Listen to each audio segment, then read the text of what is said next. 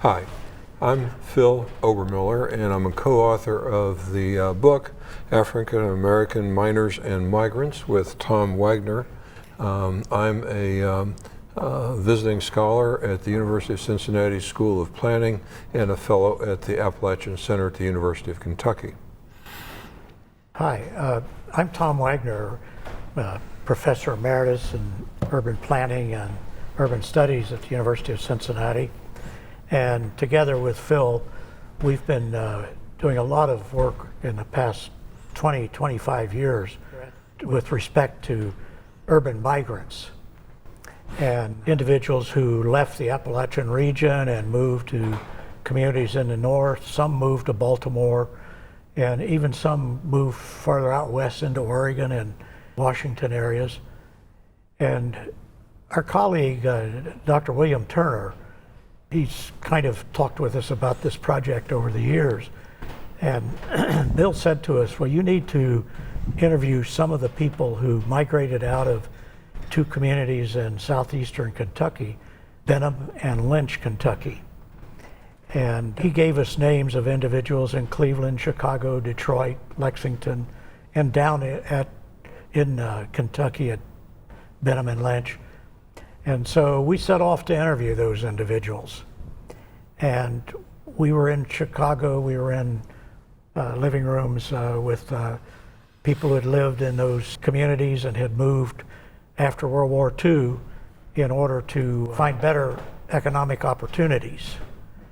And in talking with them, they were talking about this wonderful place where they grew up, Benham, Kentucky and Lynch, Kentucky, two what we describe as model coal towns.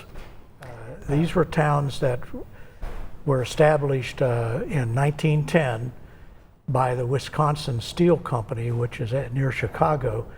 And Wisconsin Steel is a subsidiary of International Harvester. And the other one was established in 1917 by U.S. Steel out of Pittsburgh. And they wanted to mine the coal under Black Mountain there, and they set up coke ovens, and these were what you would call captured mines, because everything that came out of the mines and was produced as coke was then sent to either Chicago for Wisconsin Steel or for U.S. Steel in Pittsburgh. What we discovered in talking with these individuals that we interviewed was a delightful community. And we can talk a little bit more about what it was like. But as I said, in 1910, just before that, the L&N Railroad ran a spur up to what is now Cumberland, Kentucky, which kind of opened that area for coal mining. And immediately Wisconsin Steel came in, bought land, and brought a sawmill over the mountains, about 35 miles over the mountains, and set up and started building a town. Eventually this town was as we call it, a model town, in a sense that it had all of the buildings and items that you would expect to find in a mature town. There were houses, probably about 500 or 600 houses initially. There were schools, there was a hospital, there was a YMCA, there was a company store, and of course they put in the infrastructure necessary for coal mining with wash houses and tipples and coke furnaces and so on. About 7 years later, in 1917, U.S. Steel had purchased property further up Looney Creek, which was the creek that ran through that section right there. And U.S. Steel started building a town which became known as Lynch, Kentucky. It was named after Thomas Lynch, who was the president of the subsidiary that was in charge of the coal mining. Lynch was much larger. Benham probably, which basically was named after a post office that had been there. There's no real clarity on where the name came from. But Benham eventually had about 600 or 700 residents. Lynch was a much larger town. Lynch had close to 2,000 residents. And Benham was built because of the terrain there in that valley or hollow. Benham was built in a kind of a circular fashion with the industrial areas and the coal mines down closer to the bottom. And then if you want to think of coming up the hill in a circle that went around, it was a street with things like the schools and the YMCA and the hospital and the company store built around that. And then running off from that circle, there were streets where the residents lived. And of course, there was a manager's section. And this being 1910, there was a segregated section of housing for the African Americans who were working there. About 25% of the population in these two towns was made up of African Americans, primarily from the Birmingham area in Alabama and some other places. Lynch, on the other hand, because it was farther up the valley, it was more linear in fashion, so that the street ran along the edge of the creek.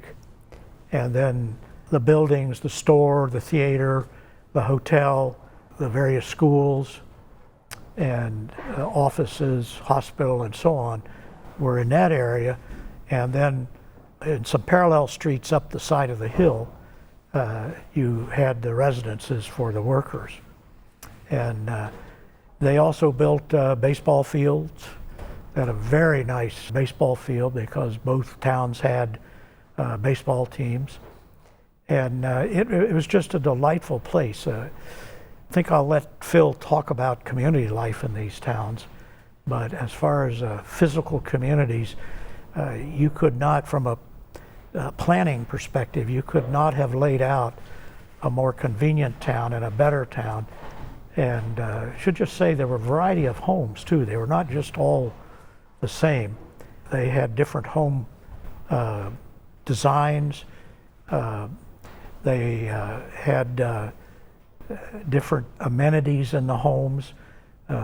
They each, because electricity was needed in the mining, every home had a light bulb. They had water that was nearby and could be used. And of course the management group, their homes were larger. But it was a very nice, well-planned community, both of them. Whenever I travel and I come to a place, I always ask myself, why is this place here? And I look for the crossroads, the railroad, the river, or something like that. Obviously, in the case of Benham and Lynch, there was coal there, but it still leaves the question of why build a model town? Why go to that effort? Why go to that expense? And there are several reasons for this. Number one is that during the time of the construction of these towns, labor was in short supply across the United States. The great immigration streams notwithstanding, industry was expanding even faster and gobbling up as many workers as it could. And so the first principle is to build a place that will attract and keep miners. Second thing is that the companies wanted to prevent unionization. So if you made the place as nice as you could and as attractive as you could, you wouldn't lose the social control that we'll talk about later that they prized so much in terms of these towns. The late 1800s and early 1900s, there were huge strikes all across the United States. A strike means no production. No production means lost profit. Big deal for these companies. Don't want strikes. And so if they can prevent unions and attract workers, 2 points. Third point was that it's not very widely known, but the strikes attracted the attention of politicians, and the politicians were eager to regulate a situation, and the companies did not want regulation. They wanted to be able to operate on their own.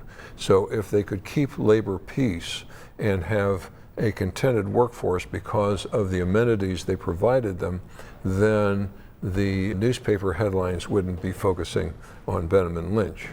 The third or fourth point is that this was the progressive era. There was a certain ethos abroad in the land that you treated people decently. It was the time of welfare capitalism, where you took care of your workers and they took care of you, obviously. But by having said capitalism, it leads us to the bottom line, fifth point, and that is that the whole point of the town was production and profit. And if you could create a system, and these towns were systems, that would keep production flowing and profits up, it was not only good for your pocketbook, but for your career in the company and things like that. And we've mentioned how close these companies in Pittsburgh and in Chicago, how close tabs they kept on by letters, by telegrams, things like that, by sending photographers in to look at what kind of progress is being made and what was happening, and then by coming in themselves with a certain amount of difficulty getting across the mountain. But there was this whole notion of social control that meant if you could contain the situation to your satisfaction, then production and profits would follow. And so that's kind of the philosophy behind building a model town and putting that kind of investment in. In terms of recruitment, of attracting workers, the companies had what was called, they wanted a philosophy, it was called a judicious mixture, in which they tried to get equal or at least balanced numbers of European immigrants, of blacks from the South, and of native whites from the local area. And by doing this, they felt that they could also prevent unionization because they could pit these groups against one another. Also, it kept production running because if you have European immigrants, you have high holidays and everybody stops working and they have a celebration. Well, that doesn't go for Southern blacks or Kentucky whites. Vice versa, if you have a small farm on a hillside somewhere in Kentucky and it's time to plant tobacco, you take off from mining and so forth. And so this whole concept of the judicious mixture was one, again, to keep those coal cars full, keep the production rolling.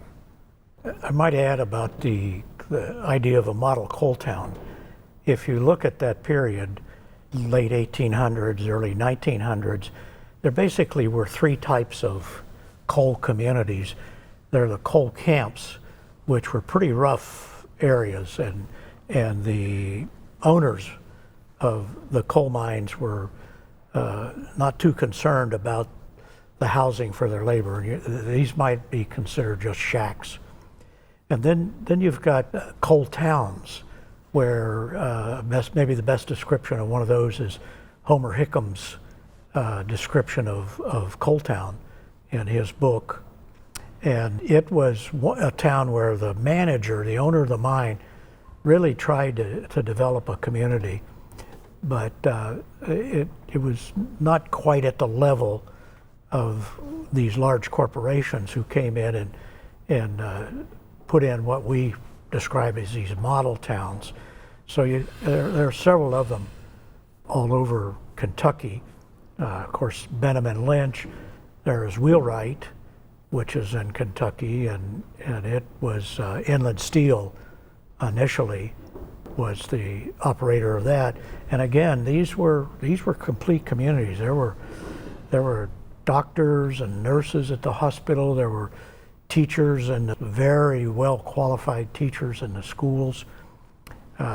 They talk about in around 1919, 1920, there was a cholera epidemic across the mountains, and the people in Benham and Lynch did not get sick because of the health care that was provided by the company towns.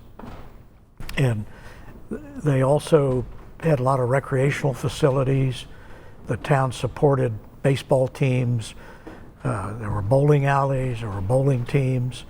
There were girls' clubs, boys' clubs, and so on. So these were it's easy to understand when you look at the community why the people we interviewed and the others who are members of the Eastern Kentucky Social Club remember so fondly their time growing up in these two communities. Our book is called African American Miners and Migrants, and so the question comes, why did African Americans come to these little towns back in the mountains that were hard to get to, and why did they leave their home places to the extent that they saw those places as home, and come on what Tom and I have called the above ground railroad, out of the Deep South into eastern Kentucky and then on into the Midwestern cities. And we'll talk about the Midwestern cities in a bit. But if you put yourself in mind of what people were facing, sharecropping was a dead-end business. You were fighting the boll weevil for cotton, and because of very racist behaviors, blacks were often rounded up and falsely imprisoned, put on chain gangs, and then rented out for the sheriff's profit as labor. But interestingly enough, as Tom mentioned, in Alabama, there were coal mines. And some of these black miners who started out, in many cases, as imprisoned black miners, gained some skills that would be valuable. The other side of the coin is that was the push. The pull was in these model towns, you could earn wages based on production, not on your race. Didn't care if you were black or white, depends on how many tons of coal you could mine. And I think that was very attractive to people. It was, again, it was a step in your own freedom, in your own individuality or agency, and taking care of yourself. As we pointed out, the housing was incredibly good when compared to any other kind of industrial housing in America, unless it was another model town. For the simple reason people were living in slums, they were living in tenements and marching off to work. But here, you had good sanitation. The outhouses were not put close to your water sources, which is why the epidemics didn't occur in that particular area. Running water. For rural people, to have water within 2 doors of your house meant a big difference. Coal mining is a very dirty business. In order to keep your house and your family clean, women really prized the fact that they didn't have to go very far to get clean running water. As Tom pointed out, there was electricity generated for the mining, but people had lighting in their houses. Something that is not often thought about, and that is the company was renting these houses. We'll take a side excursion and say that everything the company did was for a profit, including running the town. They made a profit off the store, they made a profit off the rent, and so forth. However, renting is a two-edged sword, because if you don't own your house, you don't have to sell it when you move for a better paying job at another coal mine.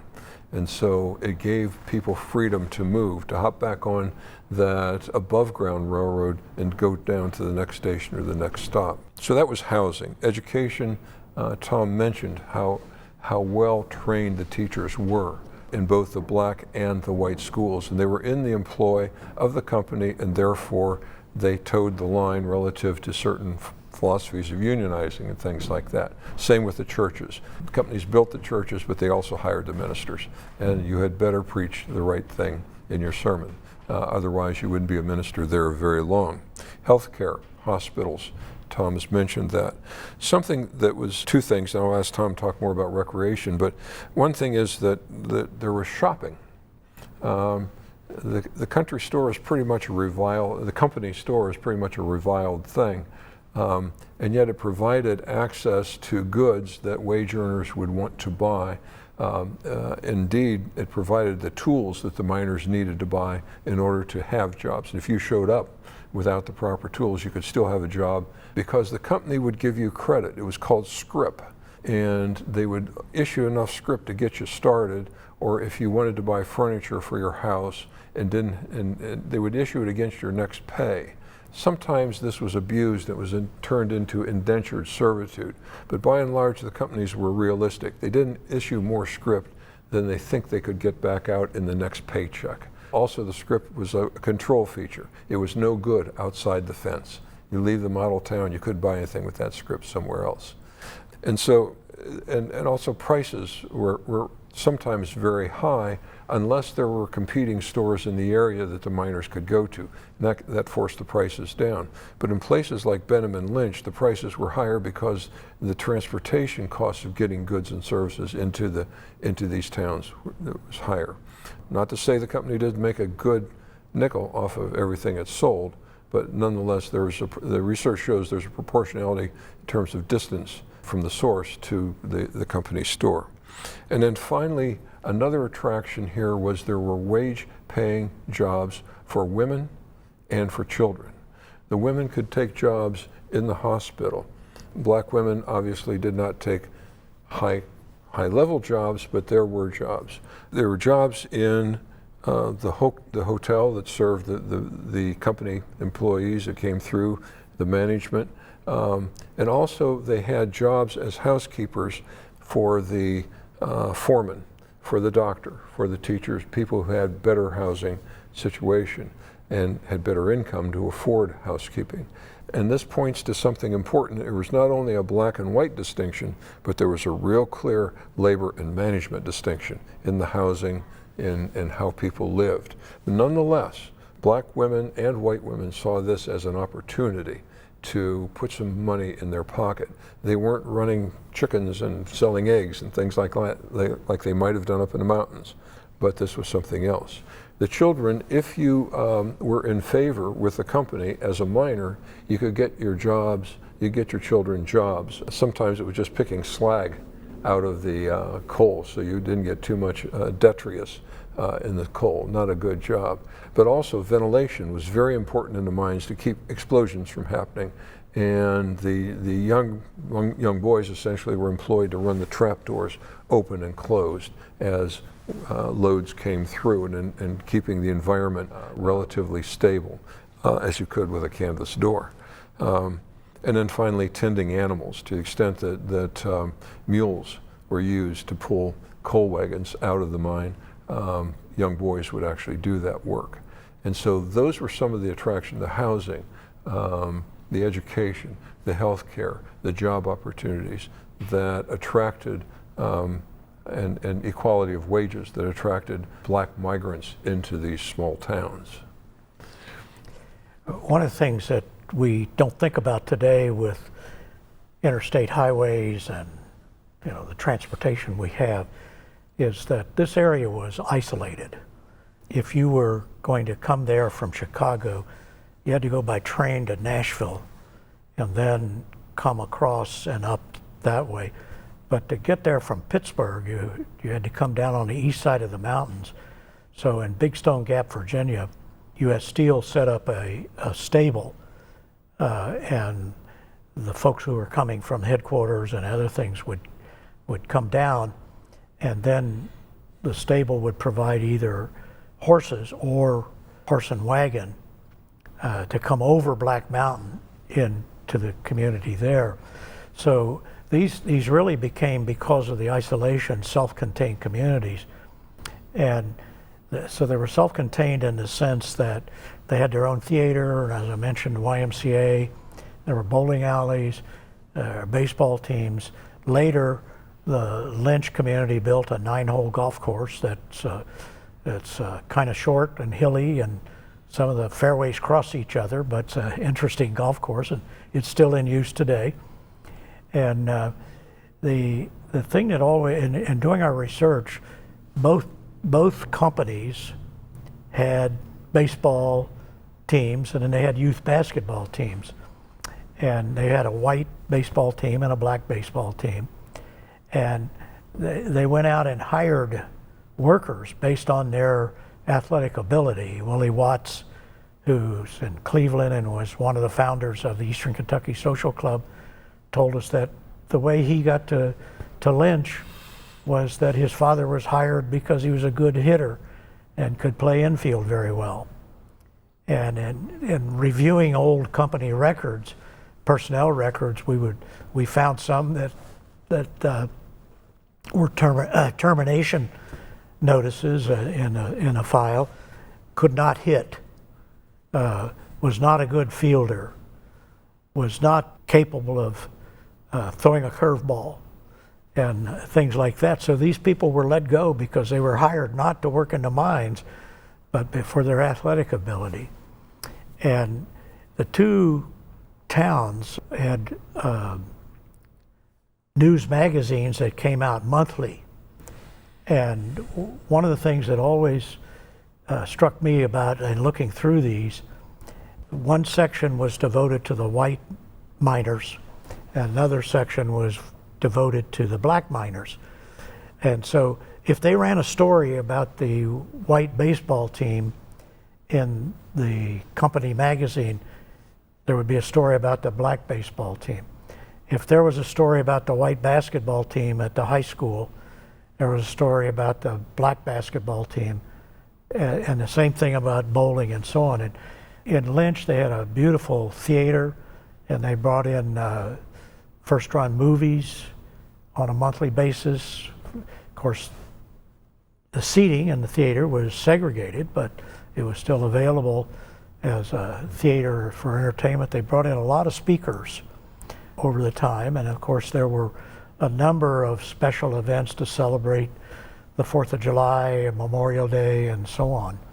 So these towns, again, as I say, when we got down there and we began looking into this history of this town, going through the records, looking at the thousands of photographs that are available of the community over the years, talking to individuals, this was a good place to live for a young person. And so after the war, after World War II, a lot of them left there because the coal industry and the opportunities were not as great as they had been in the past.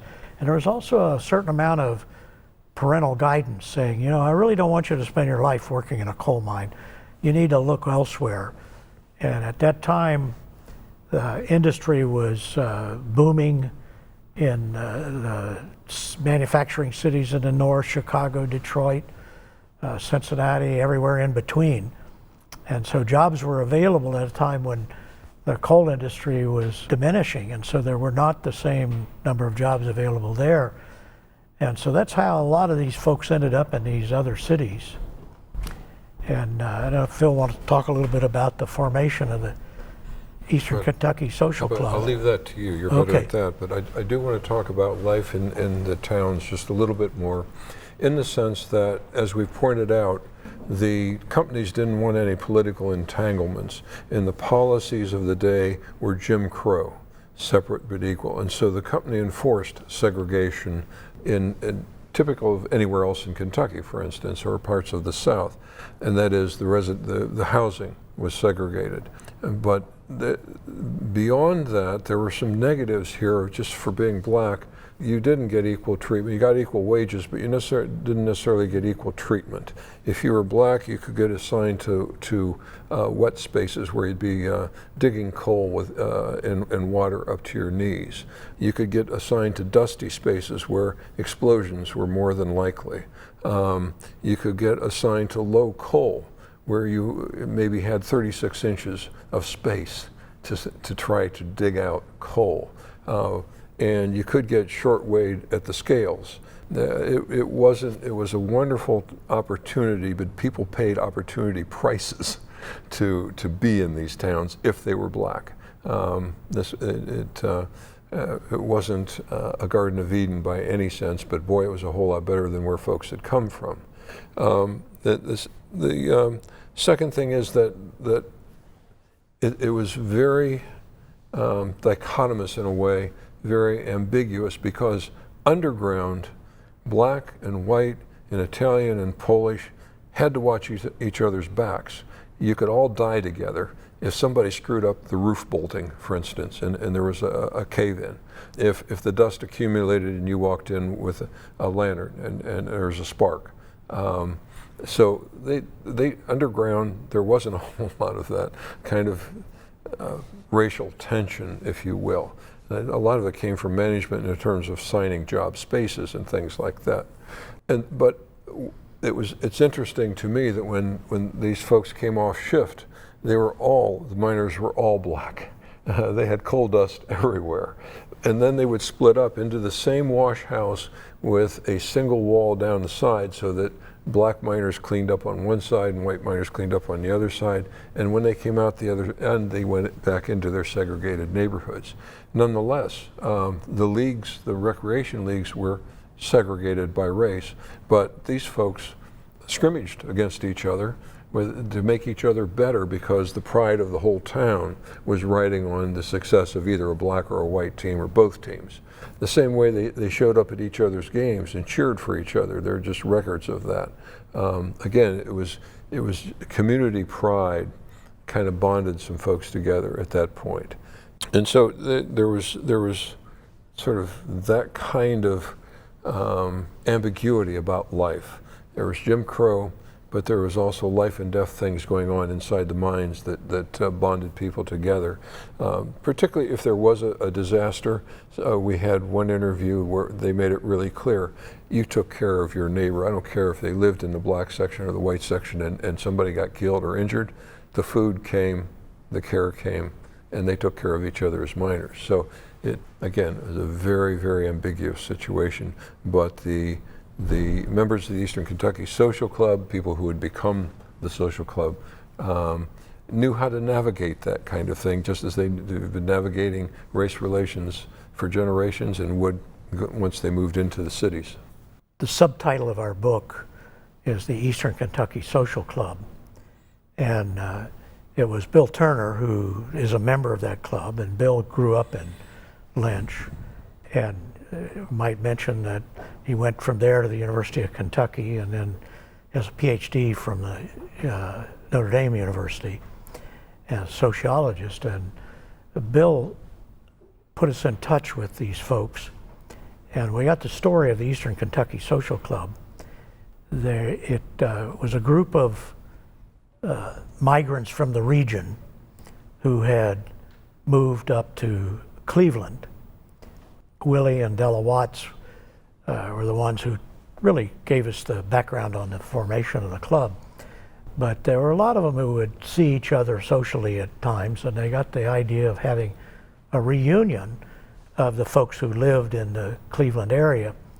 And there was a particular bar that they would go for their socialization and enjoyment, and they decided to hold it there. Well, it took a couple of years to really get this reunion organized, and they invited the folks in the Cleveland area, and the night of the event they were stunned.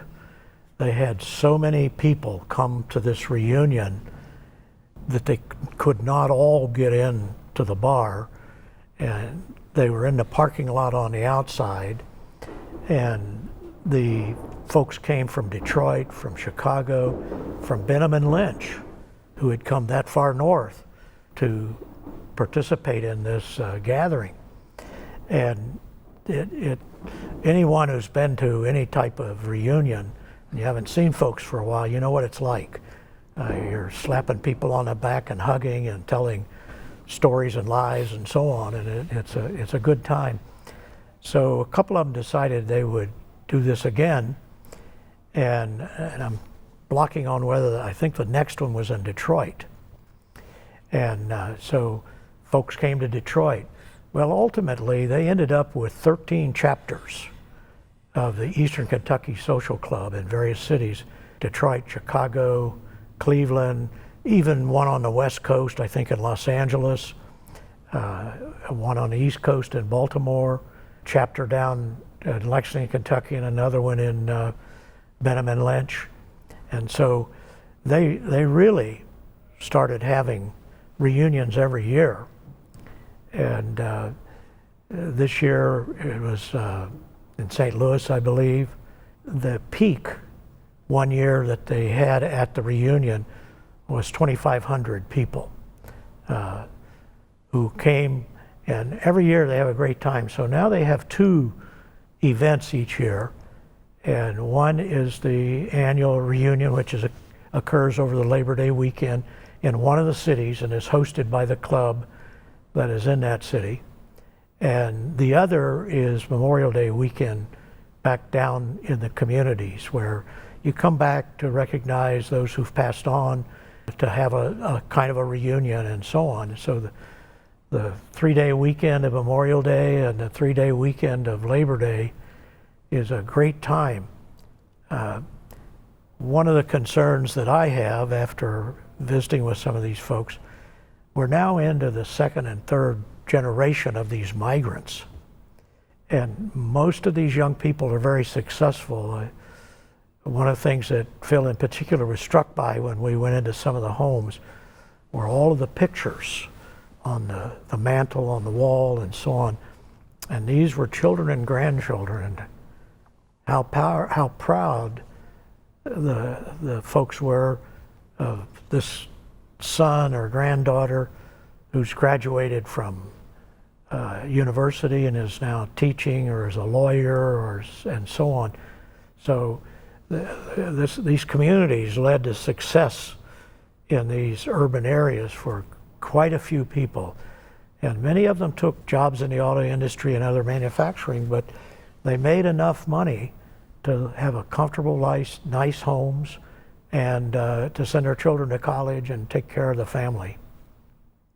If we talk about the EKSC, we're talking about migrants, and it brings the question is, why did they migrate? What was going on? Tom has touched on that.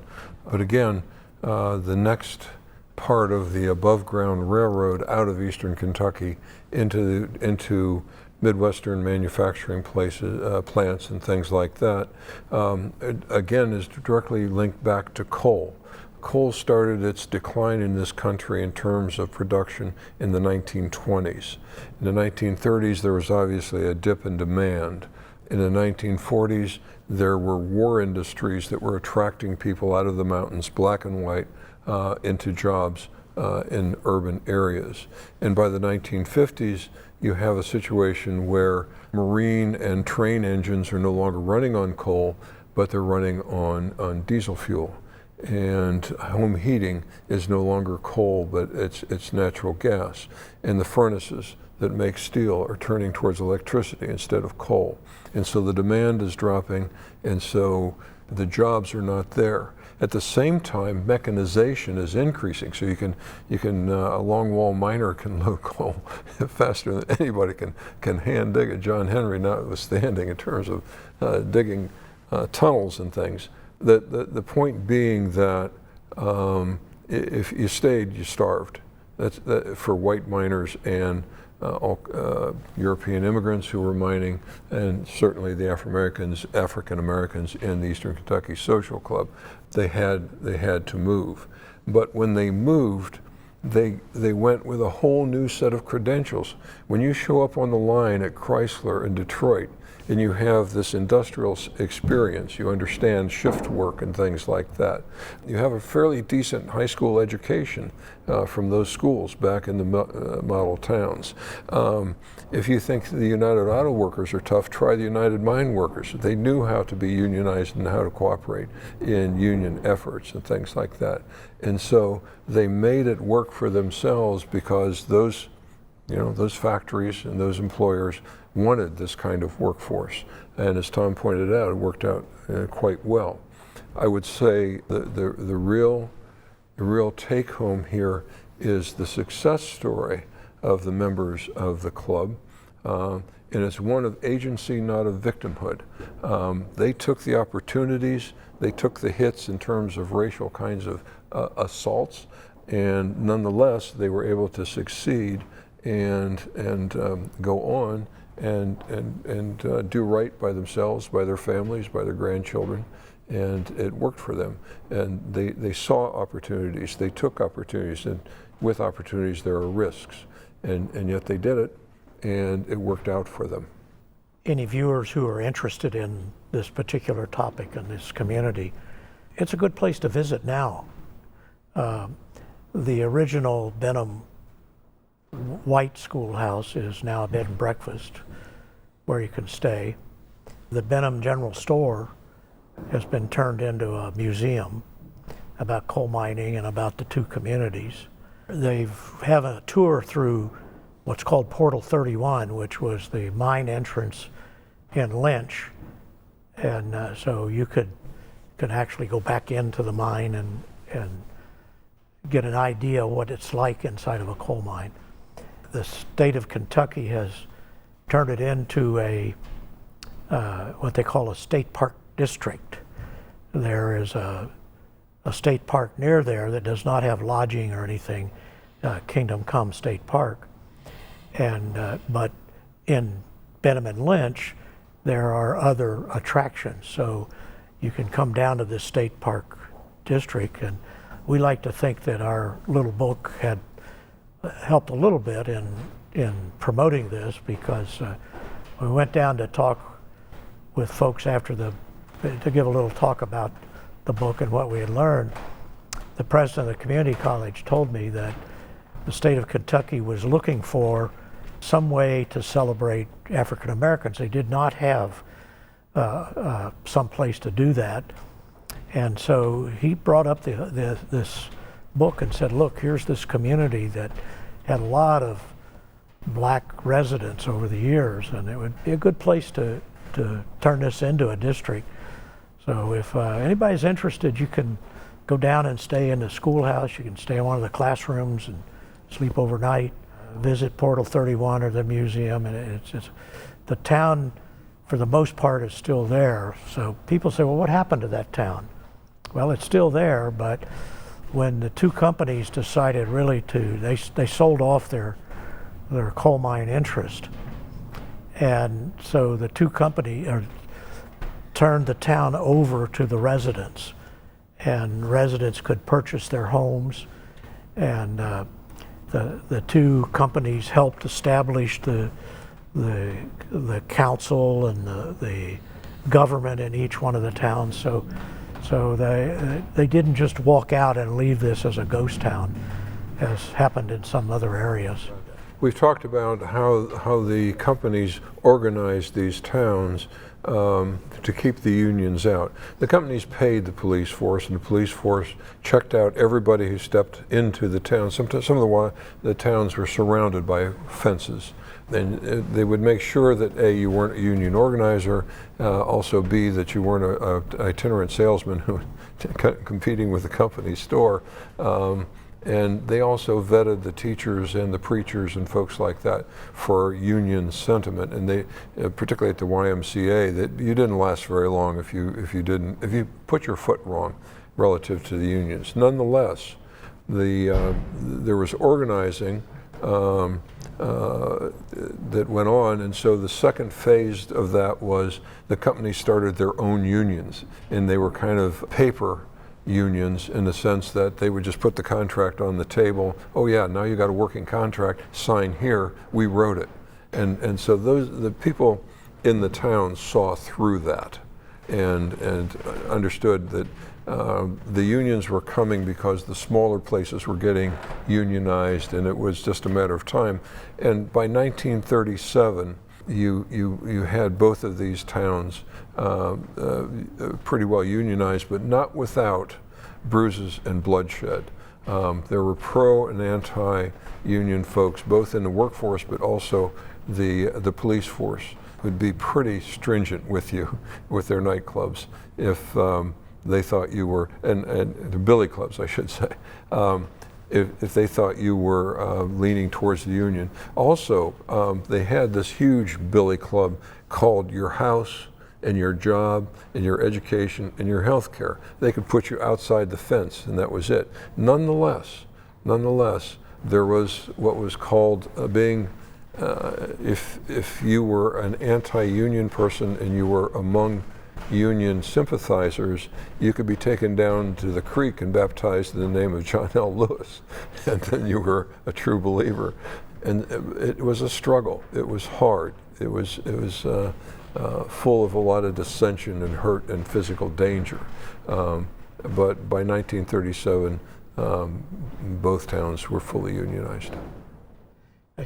We should add that the unions were not segregated. There's a photograph of the first United Mine Workers meeting, and of everybody who was there, and sprinkled among the crowd are African Americans. So it was a desegregating force. Now, that, they're all together in a picture and they're all supporting the union. I should mention a couple other things about the company, because the company did support their employees. We found letters in the records of one of the young men one of the school-age men in the town had gotten in trouble with the law, not the company police, but with the county or the local police, and had been placed on probation, and they were talking about incarcerating him. And the manager of the mine sent a letter to the judge saying, this is a fine young man, he hasn't caused problems in the past, and so on and so on. We would recommend that you put him on probation and not jail him. We think that he's learned his lesson, and we'll keep an eye on him in town anyway. And that's what happened. So they tried to look after people. On the other hand, if you didn't keep your house in good shape, or if your son and daughter got in trouble in school, usually the son, that was a concern too, because if it was too much of a trouble, outside defense.